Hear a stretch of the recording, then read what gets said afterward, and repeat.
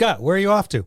An adventure. The dwarf in the blue hood has hired me to go along with him. I'm going to burgle him a shiny rock. That's Lou in a blue hoodie, dude.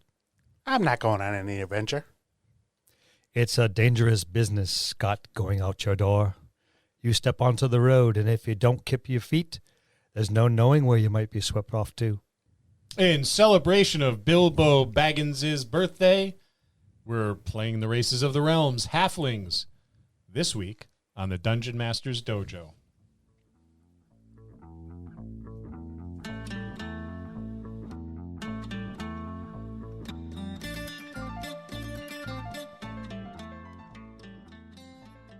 Hello, and welcome to another episode of the Dungeon Master's Dojo podcast. This is a show for game masters and players alike. We hope to bring you tips and tricks to elevate your game and develop the art of dungeon mastery. I'm your host, Louis Aponte, and these are your dungeon masters, Scott Labby and Bill Robitaille. Let's enter the dojo and see what they have in store for us today. Bill, Scott, Lou, Scott. Bill, Lou, how's it going? good. You know whose Fantastic. birthday is coming up? Is it yours? Did I forget it again? Well, it's not mine. We already did mine. Yeah, Yeah. Mr. Baggins's. The one and only Mr. Baggins, the Hobbit, or do we call them Halflings? Depends on whose world you're talking to. I guess if we're talking the D&D world, those hobbits are Halflings. They are indeed. They used to be hobbits, though. They used to be, and that got kiboshed real fast. Yeah, I guess the Tolkien estate gets upset if you take their intellectual property without permission. Who'd have thought? Weird. I know. But I remember, what is it, TSR's publication, the pre-Dragon magazine, was that the Tactical Review or something? Yeah, something like that, yeah. Referred to them as hobbits, and it was funny because I liked reading those things when I got my hands on them, but today's youth would be totally unimpressed with that typewritten page with the the hand-drawn artwork on it. They quickly scribbled. Yes, they would be totally unimpressed. And I want to say that one of the earliest, was it OD&D referred to them as hobbits? OD&D, yeah. Yeah. But now they're halflings. Yep, no more hobbitses. Because as Lou pointed out many episodes ago, halfling is not an intellectual property No, it is a historical reference. like elves and dwarves and Yep. gnomes and So, what do they look like? the hobbits Or the halflings? or the halflings. I know that they have a D&D description, but I'm always partial to the Tolkien description of the halflings. Short, about 3 feet tall, large, hairy feet with leather-like soles. They don't wear shoes. None of my halflings ever wore shoes. I find it somewhat sacrilegious, if you will, to put to shod a halfling. Not even sandals. Yes, nothing. Portly. They're a little chunky because they like to eat. Breakfast, second breakfast, 11Z's, lunch, supper, dinner, afternoon tea, that sort of thing. It's going to make you a little on the chunky side. So they're always a bit on the portly side. Well, they end up that way. I think they start off a little slim, Yeah. with the high metabolism and racing about. Like but, most of us do, Bill. Oh, absolutely, yes. As they get older, I'm still sporting my svelte figure. Yes, I am. I'm not. I'm not. But the dad bod is in, so I've been told that a bunch of times, and I'm rolling with it. The dad Rolling bod, is right. Yeah, the dad bod is a thing now. So That's all we got. you know what? I knew if I waited long enough, it would happen. Yeah, I'm still waiting because they got to go with the granddad bod. It took a half a century, and I like to refer to it now as the father figure. Oh, well, there you go. Twist on words. It's a lot more dignified than the dad bod. But thank you, Leonardo DiCaprio, for popularizing the dad bod. I do appreciate that, as do every other man living in the dad bod or the father figure. But we digress. They tend to be brown haired. Yeah. Curly brown hair. Earthing colors. Yeah. Dark sandy blonde maybe, and brown predominantly black. This is different than the D&D description of halflings, but I've always liked. It's no matter how much you talk about it, with the movies that have recently been out. Well, recently, 30 years now, I think maybe. That's the vision everyone has in their head because that's the one that's been supplanted. Yeah. Any other description. So that's what everyone's going to visualize when you mention it. And I remember them being depicted in like the BX sets. There was a picture of a warrior clad in armor. I forget the artist, but he was a wonderful artist. It was very comic book like the style of this artist's drawing, and he was kneeling down and talking to a halfling, and the halfling was there with his big hairy feet and everything. And granted, he was slender, but I imagine adventuring halflings would be less comfortable than those halflings that live in the Shire. Well, the Shire is small, and to get from point A to point B is just a slight little trek. Yeah. And you stop at neighbors and converse, and maybe have a little nosh while you're there, snack. a little snack here and there, as pint. as opposed to out in the trail where you have to go quite some time. And when you're traveling with a group, you eat when they eat, and they're borderline starving because they've only had 3.5, maybe 4 meals as opposed to what they're normally used to. Yeah. So I could see how they would be considerably more slender, burning those calories much quicker. Yeah, taking far more steps than their taller colleagues as well. So that's brown eyes. I always see them as larger, almost childlike brown eyes. Maybe with some crow's feet or a furrowed brow, depending on how old your halfling happens to be. Well, but not eyes so big that they look like the models for those velvet Mexican paintings that you used to buy in the 70s. Or if they look like they stepped out of an anime. Yeah. I always depicted my halfling characters and halflings in my games as having slightly pointed ears. Not to the same degree as an elf, but slightly, somewhat less pointed than maybe a half elf, but not a human shaped ear. It was hinted that they originally came from elven stock way back when, in the annals of time. I did something very similar. I again stuck with the earth tones, the neutral colors. I, for the most part, kept mine relatively slim in my worlds. Because, again, if you're running into them, they're adventuring, and they are not getting the consumption they normally would. They are having to take quite a few more steps than their traveling companions. They're usually carrying much more than they're used to carrying. So you got to put all this together, and they don't have the opportunity to pack on those extra comfortable pounds. So I've always ran them, unless you went to their hometown or ran into a town of them where you would see some that are a little bit more comfortably round. I always ran them very, very slim because and always whining about not having enough to eat. So how do you think they see the world? I would think they would see it as a massive, massive place because just of their size. And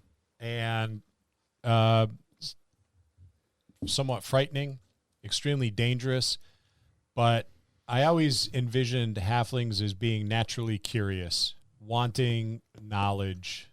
In The Hobbit, or maybe it was The Lord of the Rings, Bilbo Baggins was fond of maps.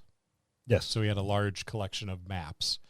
And I see them with a similar kind of curiosity, something that may get them in trouble when adventuring.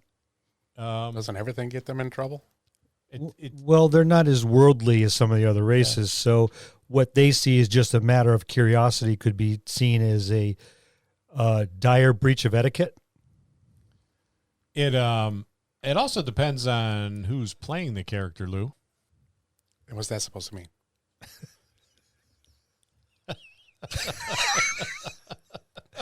Halflings are personally, as a race, completely unable to cast Thunderwave. So hence why I never played one. Yeah, and it's interesting. Now there's no restrictions on anything or anybody Except for Lou. in D&D. There should be some heavy restrictions on Lou, but that would make for a boring gaming experience much of the time. True. Yeah. But in the old days, they couldn't cast. They couldn't do any. They couldn't be any of the spell casting classes. No, they could not. And they could be rogues. That's where most people went with them. Or fighters, but they were all level capped back then too. So right. What do you get? You could go up to like level 4 in fighter, and yeah, something like that, 4 or 5. It was really low, but it was almost the sky's the limit for thieves is what they were called back then too. But I would naturally curious. Maybe you would get the odd one that would kind of want to go out adventuring and see the world. Maybe a younger halfling. They would see the world as full of potential for seeing new things and doing exciting things and burgling. Now, I might differ here a little bit, but I see him seeing the world as a very large, scary place and having nothing to do with it, which is why they don't adventure. And it would be the rare individual here and there that would go out there maybe just a little bit further just to say, all right, I experienced it. It might be swept up into some grand scheme and then hoping every single day he can make his way back. It's not necessarily the world is viewed as bigger because an 80-foot tree to someone of your stature, being over 6 feet, doesn't look smaller than someone who's only 3 feet tall. 80-foot tree is still an 80-foot tree. It's still an 80-foot tree. Big. Doorways and chairs and things that are a little bit more personal and tactile and close up that are designed for other races may seem a little uncomfortable. I would say cumbersome. Cumbersome because they're not scaled for them. But I think everything else, they would make whatever adaptations they needed to. Their ponies would be, smaller. They'd be riding rams or something like that. So they'd still have a means of transportation. All right, your animal's bigger than mine, but guess what? Mine can go up a cliff. Yeah. I got a ram. Watch this. I'm going to go up this cliff face. All right, see if your horse can follow me. Big old bad fighter. Ha ha ha. But when I depicted them, I always depicted them as being a little fearful all the time of the unknown because there's so many things out there, and they hear some stories, but we know how stories go. They always get blown out of proportion, and instead of that one rabid dog that bit the person in the next shire over, by the time it makes it to your area, it was a rabid pack of wolves that rent that poor individual asunder. Why would you go out in the world for that? Yeah, and it's interesting you bring it up. Even though it's really not because we've been playing together for such a long period of time. It's not really a big surprise. But I was always of the mindset that certain species, races, whatever terminology you want to use, would be more prevalent out in the world than others. And halflings were always one of those races in my games that you didn't see a lot of for that reason. Right? Yeah. With that said, I think there were. Every time you saw them, at least when I remember playing in a table, they were always a rogue or a fighter. That was it. Well, earlier on, that's what they were limited to. Yeah. I opened up my table to other classes, but you needed to kind of really work them in. The stats and the books didn't support that, so I just treated them as a really, really small human and gave them those stats and those abilities, and off they ran, so they had a little bit more versatility. But, that was basically house rules at that point. So, since we kind of took a look at how they see the world, how do you think the world sees them? An annoyance. Constantly asking questions, constantly underfoot. Timid on everything. Every noise makes them scared. And, oh! It's like, oh, what the hell? It's a slamming door. It's a moving chair. It's, it's a cart. I would see the world. It's like, why is this thing even underfoot? Why is this out and about with us? I would think the dwarves would like halflings because they're solid, hardworking, reliable folk, and that just seems like something culturally that the dwarves would really admire and like, because they're good, reliable, hardworking folk as well. I'll give you that one. Elves may like the company of a halfling because they're constantly asking questions. So it's an opportunity to sit and exchange ideas with someone who may be like-minded in curiosity, or maybe have an interest in a variety of things that the elven culture may have to offer. I think the humans would find them just an annoyance. An annoyance, yeah.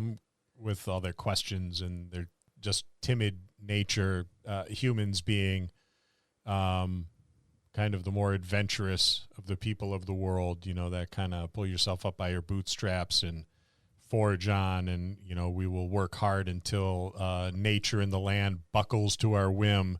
And the halfling's just the exact opposite of that. I see maybe Dragonborn having just a low tolerance for them, again, for those reasons. And, right. Their culture just being so totally different. I can see things like the tieflings just wanting to know if they're edible. And I can't wait to talk about tieflings either. Tieflings are fantastic. But I don't want to talk anymore about that because... No. Save that for another episode. That's right. Bilbo Baggins wouldn't approve. Nope. For me, I think the elves would really like the halflings because it's somebody they can talk with for over a long span of time. Yeah. They're one of the longer-lived races. Yeah. So, they can have this conversation with them today and in 50 years come back and talk to them again about the same thing. Just keep the subject going or the training going. Right. How do you feel about Kender being lumped into the halfling category now?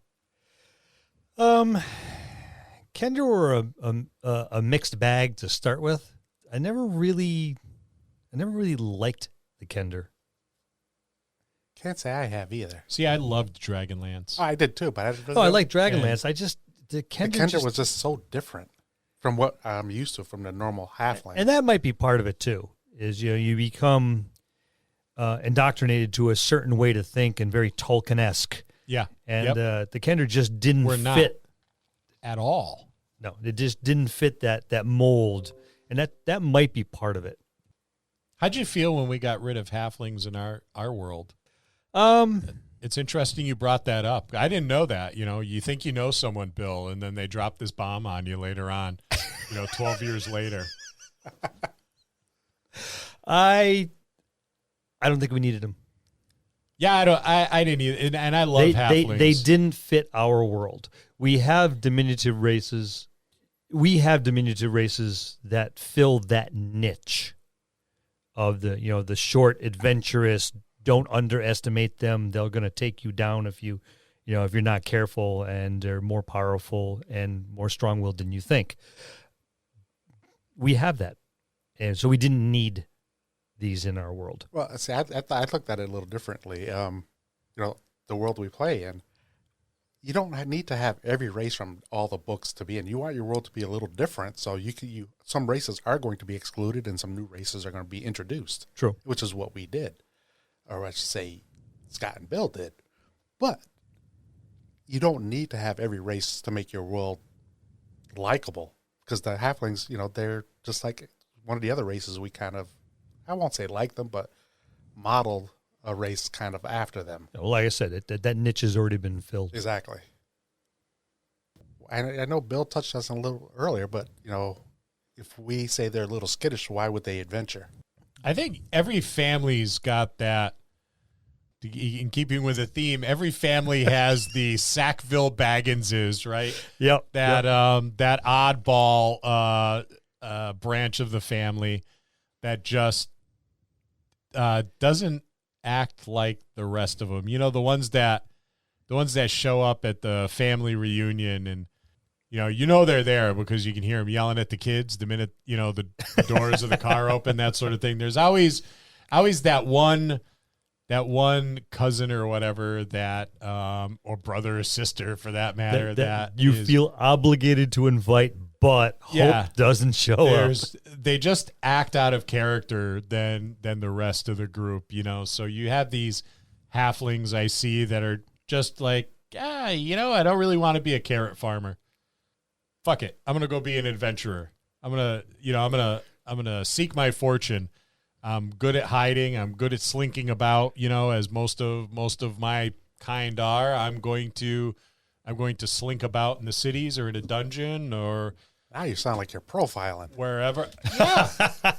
And I am a firm believer, and I know I may catch shit for this, but I'm a firm believer in like racial abilities and stuff like that. I love the fact that there are certain races or species, whatever you want to call them, that just have certain aspects to them. It's called differences. Right. So it's halflings have always been good at roguery. Stealth, yeah. Well, they're small. They're easy to hide in the shadows. Yep. If you really think about it, they would have a benefit over somebody taller and heavier. Well, you talk about their appearance as well. As they usually are wearing earth tones. Their general makeup is of earth tone colors and natural colors. You put them out in the wild, they're already partially camouflaged. Yeah.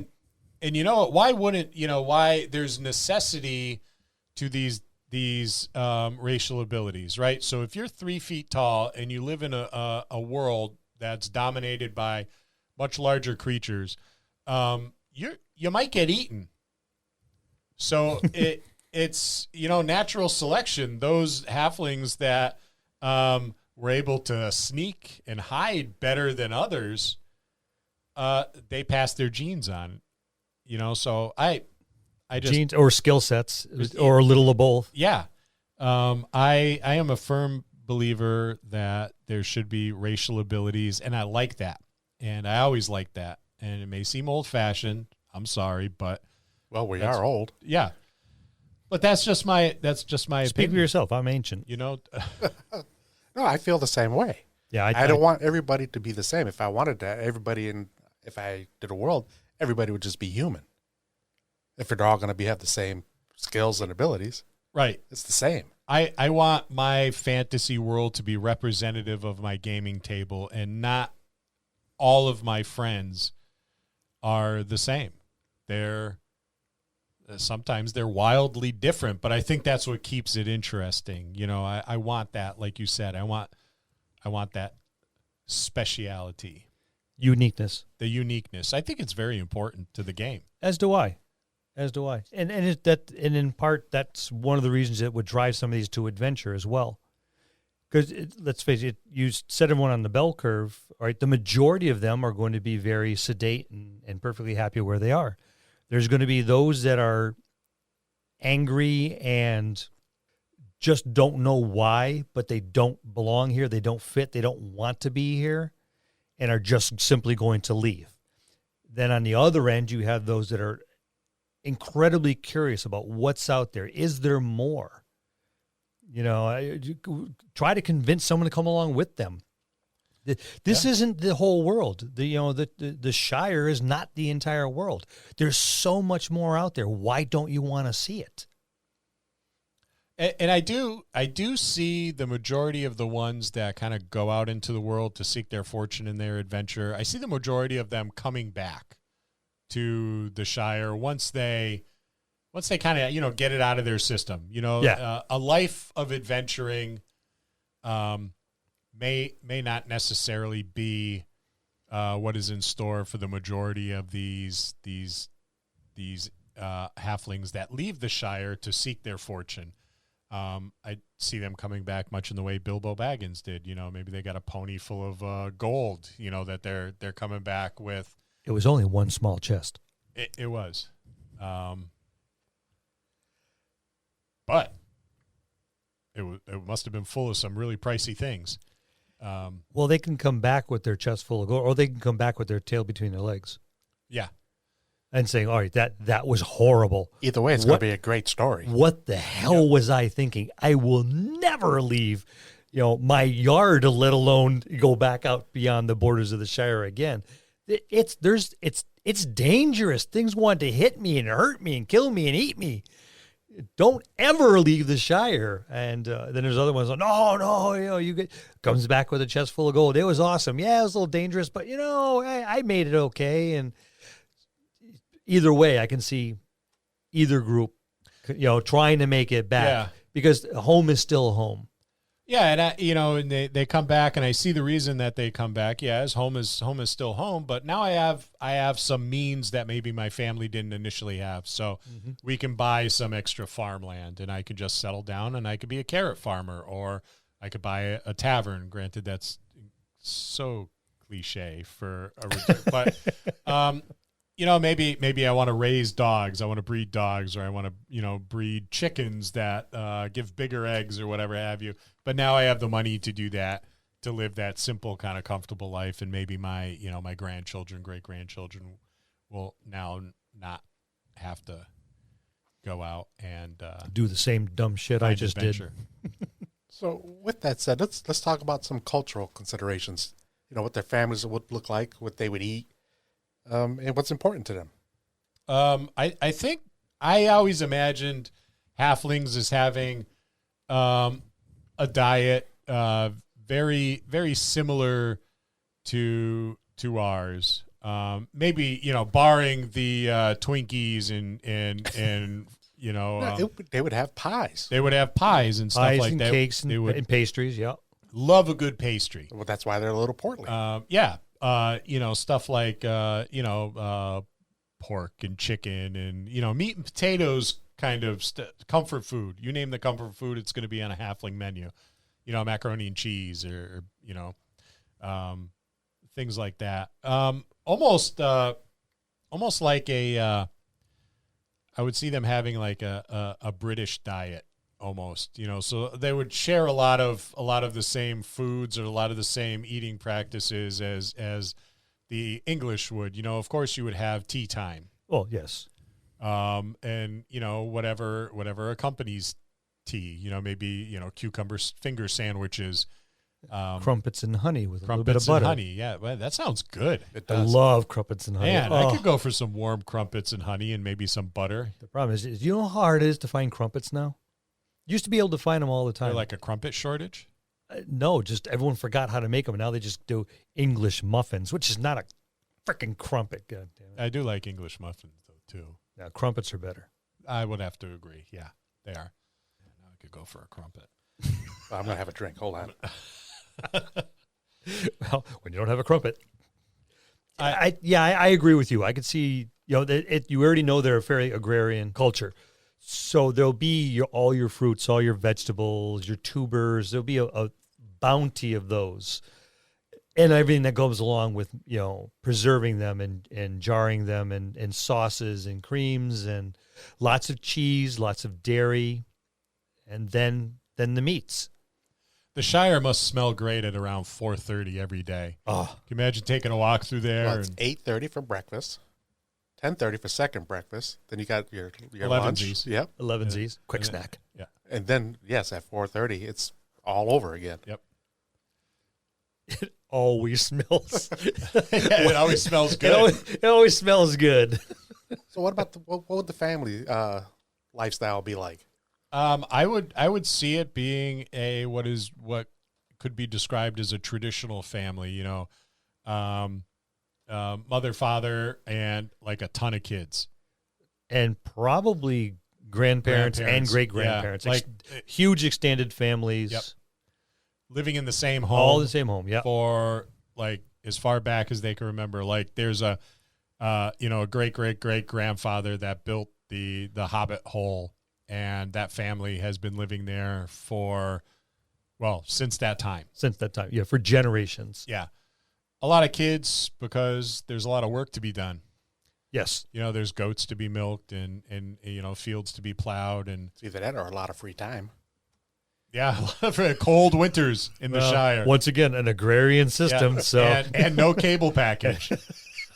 I would see what would be considered traditional gender roles there. I know I'm probably going to catch a lot of hell for that, but, Well, if you think about, in that time period, yeah, everything was gender rolled. yeah, and it's not to say you can't have like a halfling matriarch at the head of the family, or your female halfling can't be like a warrior or whatever have you. But I just see the females tending to certain duties, and the males tending to certain duties as well, like repair of clothing and maintaining the home, and cooking, cleaning, that sort of chauvinistic type of role. But well, I, being more forward thinking, that is the biggest lie I've ever heard you you're tell. absolutely right. Yeah, I see the males being in charge. I'm doing air quotes, but it's one of those things like men are in charge, but really it's mom that's running the show. Yeah, they think they are. Yeah, they're allowed to think they're because in charge. mom lets them. Yeah. But well, I once again, when you think back and we've all been modeled, to recognize Tolkien-esque. Yeah.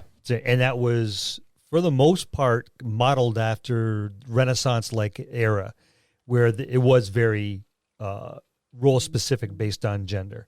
It doesn't mean it has to be in your world by any means, despite the fact of our advanced age. In years, we try to be fairly progressive when we make our characters and our world and all that stuff. But I agree with you. I see it as kind of like not necessarily Middle Ages, but that kind of Renaissance era where the women do wield quite a bit of power just because of their influence over the men who think they're in charge. Yeah, I mean it's the same with relationships today. For some people more than others. I know. I've met your wife. Yeah. Oh, yeah. You guys are whipped. I've met Lou's wife as well. Yeah. I'm sending her a She copy thinks of he's this. at work. Busted. Hopefully she's not listening. Hi, Heather. Hopefully she's not. I won't tell her this episode was going to drop. Yeah, it's. I see it a lot too. It's probably what life was like for J.R.R. Tolkien during what he wrote the Lord of the Rings in the 30s. 30s, yeah. Late Maybe 30s, even early 40s, maybe. No, I think it's the 30s, yeah. I imagine life in England is being very similar. Yes. And I think you're right.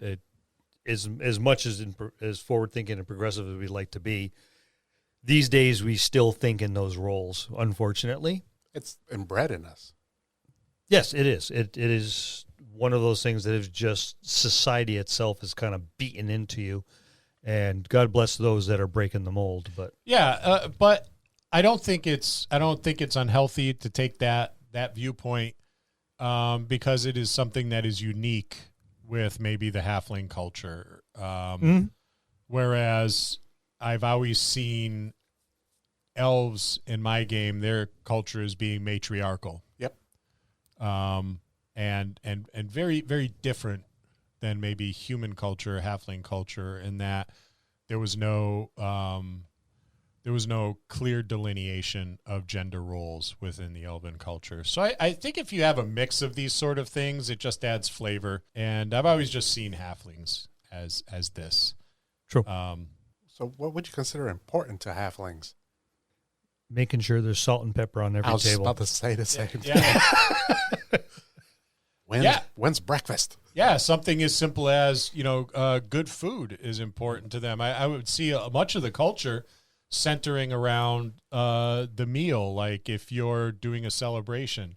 Well, it's family time when you do that. It's a time to connect. Or even community time. Yep. The whole potluck thing. Yeah. We're going to have a celebration of, whatever, the final harvest of the season. So the entire community is going to get together. Old Junie Largefoot's going to bring those apple pies that we like so much, and just the food and the community that's kind of centered around it. I see is a big. That's what I see too. Community, family, friends. Well, to that effect, I could see one of the most cherished things in the home is a cookbook that's been passed down through generations. Yeah. Because that's where Junie, Bigfoot got her recipe, because it was her great grandmother's recipe that has been tweaked and perfected over the generations, and now you can't possibly change it because nothing ever tastes like Junie Bigfoot's apple pie. And that's what she brings to everywhere, because that's all anyone asked her to bring. And she's delighted to do so. And I can see every family having that one dish or that one type, Bobby Big Nose is going to bring, his famous goat stew. I don't know what he does to this damn goat stew, but no one can make the goat stew the way Bobby does, because it's all coming out of those cookbooks that have been polished and perfected over generations. Yeah, and I see that that cookbook is being like the centerpiece of the kitchen. It's one of the most prized family heirlooms, because it's written in a bunch of different handwritings, because everybody adds some recipe or something right to that cookbook. So it's this big cherished tome. Oh, I think you're absolutely right. I see that one little niche that's been built into the cabinetry that just fits that book and it's probably maybe one of the only cabinets that has glass on it. Yeah. And the only massive thing in the house. And the only massive thing in the house. But if you think about it, that's like a lot like today.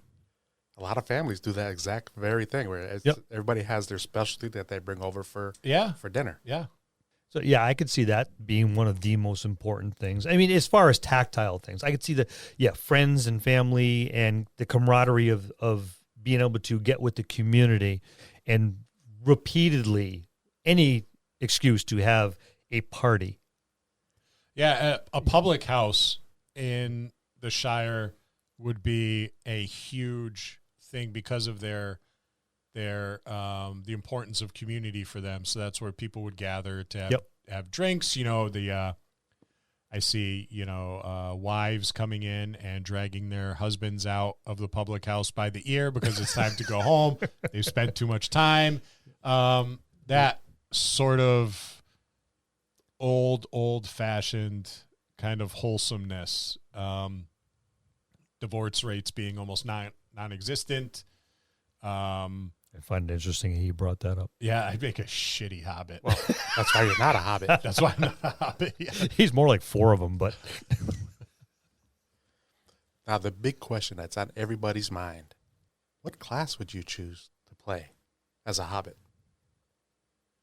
Barbarian Sorcerer. Why? It's the first thing that popped in my head. Okay. But I'd make, I Iron Man everything. Yeah. I'd roll that out and make it work. You know it. I have I don't know. It's half of me really loves the traditional thief, with just a smattering of fighter in there. But I feel like I could have a good time with a barbarian. I had a halfling barbarian, and my take on barbarians is there's barbarians in culture and there's barbarians in class. And barbarians in culture aren't necessarily barbarians in class. Yep. Barbarians in class aren't necessarily barbarians in culture.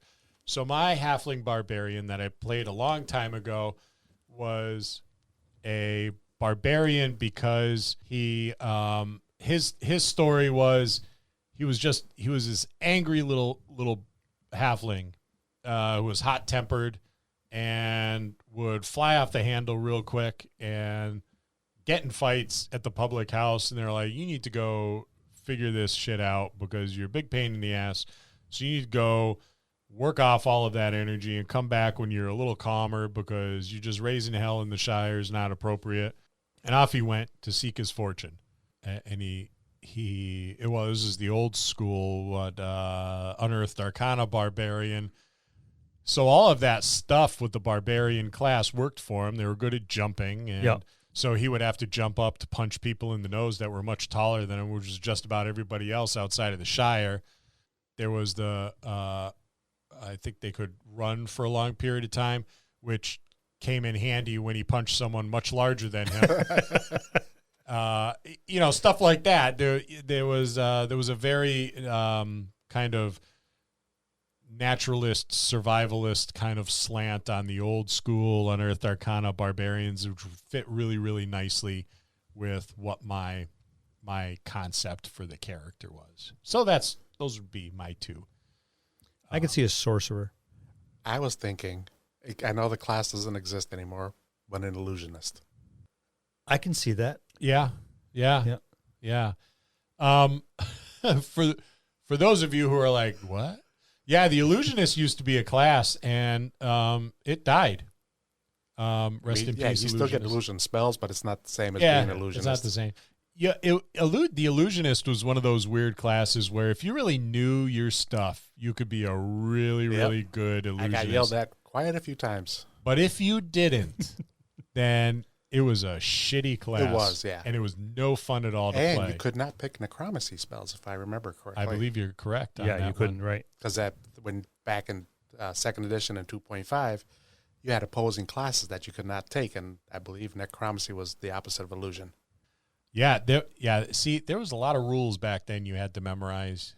You guys are lucky. You got the fast track. We used to have to read books uphill both ways. In the snow. Barefoot. Barefoot. But yeah, I think illusionist would be a good choice if they still had that class. With a smattering of rogue. There's always got to be a little smattering of rogue. If you had to pick a 5th ed class, though, what would you go with? Honestly, a phantom rogue. A phantom rogue. Yeah. I know it's very cliche, but yeah. Yeah, some things just work, though, Druid. I could see that, too. Yeah, a druid would be a really good fit for a halfling. And Druid, sorcerer, warlock, and any of those that, is very in tune with the world, in tune with nature. But not a druid of the moon either. Not a druid of the moon, no. A druid of the land. And I would do it in the forest. Yes. Yeah. I think that would be nice. I think so, too. So it makes me want to go and make a halfling character. Well, you can, and join us on Wednesday night. I would. They have a game on Wednesday night, our gaming group, and I miss you guys so much. I just want you to know, if you're listening, which you should be. I'm listening. You're our friends. I'm right here. If you're not listening, I'm unfriending you. But I would like to join you, but I just want you to know that Lou keeps piling work on me. I try real hard to get the work done, and I go, Lou, the work is done. On Wednesday, he's like, you need to do this. I'm not even going to argue. So I'm like, okay, I was going to say, I guess. Yeah, Lou, you really you don't have a dog in this fight, man. And I sit there and I, the text messages from the whole group are coming, and I'm looking at it, and I'm like, fucking Lou. And then, I see the WebEx meeting reminder. You have a meeting. Well, no, I don't have a meeting. Lou does. Enjoy your game, Lou. Oh, I do. Well, I'm working. That's right. Sin's running this week, too. And by the way, did you do the editing on those last 4 episodes for the intros? And I need this, and I need that, and I need this, and that project you're doing isn't going as fast, and to my liking, and you need to do this, and you need to write this and that. And I'm like, man. By the way, are you joining us on Wednesday? Yeah, you should. You're neglecting your friends. I'm like, you bastard. I don't know why I like Lou. I have been trying to figure that out for many, many years. I can't come up with it. The only thing I come up with is the devil you know is better than the devil you don't. And I don't have time to make new friends. So I'm stuck with just Lou. keep that in mind. I'm just